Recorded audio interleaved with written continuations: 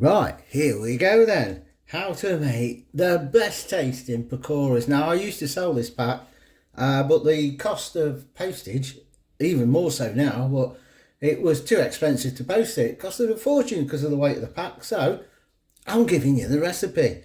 And I tell you, these are so nice. So, we start with an empty bowl. And into that, we are going to add is 140 grams of besan or chickpea flour.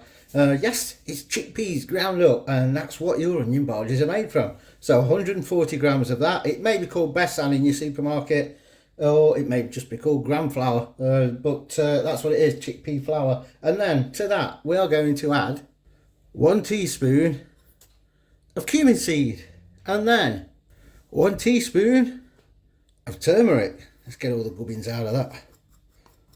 Want it all in there, don't want to waste any money.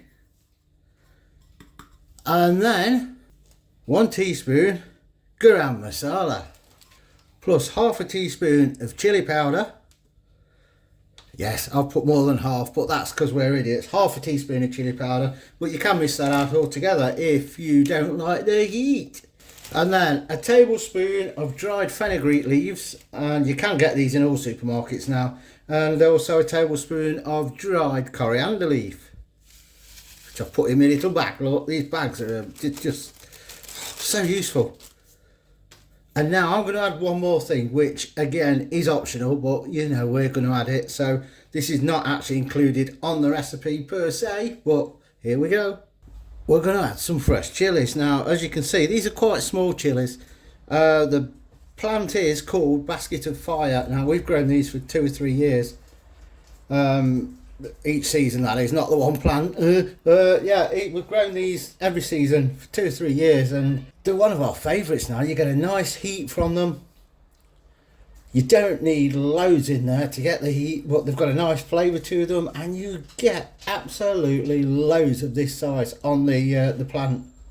Worth looking into, and you could grow them if you've got a patio. Patio pots would be ideal for them because they're not a massive plant. So anyway, I'm going to add about 4 or 5 of these chopped up. And there they are. And now all that remains to go in there is, of course, the star of the show, the onions. And there you go. 200 grams of onions. What I've done is slice them thinly and also chop them so you've got a better texture and different textures in the batter as well. Then a bit of salt to taste, and then we give that a mix. Now at this stage I've just given it a mix. You do need a lot of onion in, because when you buy these from the supermarkets, the ready-made ones, and they're either a bit powdery or they're a bit stodgy in the middle, it's because they've not used enough onion. So what I'm going to do is I'm going to gradually add the water to make a thick batter. Right, where was I? I'm sure next door bang around purposely to make the dogs bark. So you want enough onion that it's not going to be stodgy in the middle. So I'm going to gradually add the water, make it into a thick batter, and you'll see what sort of consistency we're looking for. And then we'll also see if we need more than 200 grams of onions, because it can vary sometimes. So here we go. I'll tell you roughly how much water you need again, because it will vary. Some flour will go thicker quicker than others, some of the gram flour. So let's tip a bit in, and you give it a good stir. And a bit more. And you give it a good stir. It's a pattern forming here, isn't there? And there you go. 200 mils of water to get the batter to that. Now, as I say, the ones that you buy that are stodgy, it's because there's too much of the batter and not enough onion. I suppose they're cutting corners, I don't know, on the costs and everything. But you can see how thick that is now. Look, it's nicely coating the onions, and it's a thick batter. So it's not all going to fall off in the oil when you put it in. It's going to cling to it, and it's going to make some nice onion bhajis. So what we need now is a big whacking pan. I don't deep fry them, I shallow fry them in about an inch, inch and a half of oil, and then just turn them over halfway, which you'll see. So let's get the oil in the pan. Let's get ready for cooking. Just like AJ, help our channel become a knockout. Hit the like button now, people. Also subscribe. It doesn't cost a penny. Right, the oil should be hot enough now. If you want to find out if it is, just break a bit of a crust off of bread in, drop it in, sizzling straight away. That's now hot enough to make your bhajis. So what we do is we use a spoon and a fork. Just put it onto the spoon with the fork, obviously. We don't want them too big, we want them nice, light and tasty. And then just carefully plop it into the oil, and there it does look. Not too many at a time, because it cools the oil and then they'll go greasy because they'll absorb the oil rather than frying in it. There we go, I'll come back in a couple of minutes, flip them over so you can see what they're starting to look like. Alright, a couple of minutes there, flip them over.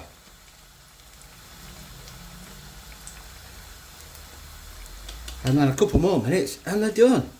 So I'm going to cook the rest of them and then we'll see what they look like in a bowl. But that is all there is to it. So the last ones are in. It's going to make about 15 onion bhajis, depending how big you do them, of course. If you do them bigger, it'll make less.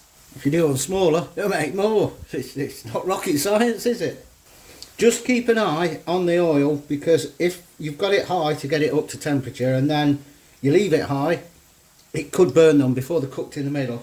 So just keep an eye on it and regulate the temperature of your oil. You can see when they're starting to go brown. If that happens within like 60 seconds, your oil's too hot. This has got a few, I've used the last of the batter in there, look, there's hardly any onions in that, but you can, if you want to add a tad more water when you're making them, so the batter's a bit thinner, then obviously they'll be a bit lighter, but don't put too much water in because it will fall off as you're putting them in the oil, and then you'll just end up with fried onions and bits of batter splattered everywhere. So I'm going to cook these last few, we'll put them in a dish and we'll have a look, and we might have to have a little taste. And there we have them. Oh, look at them. All done. Of course, we've got to try one. There's the inside of them. Talking with my mouth full.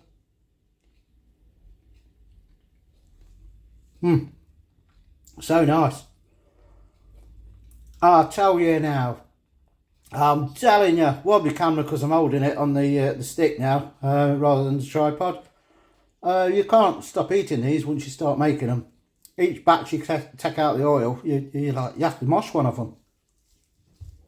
them.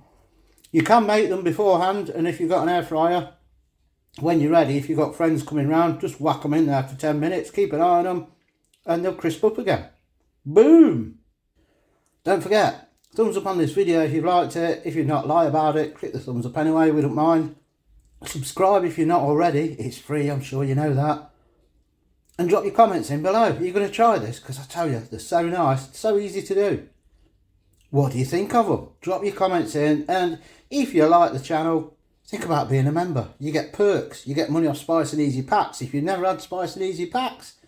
The link will be one of the links below this video. Check out all the links, and if you fancy trying one of our Spice packs, have a little dabble. I tell you, they're nice, and we'll catch you on another one.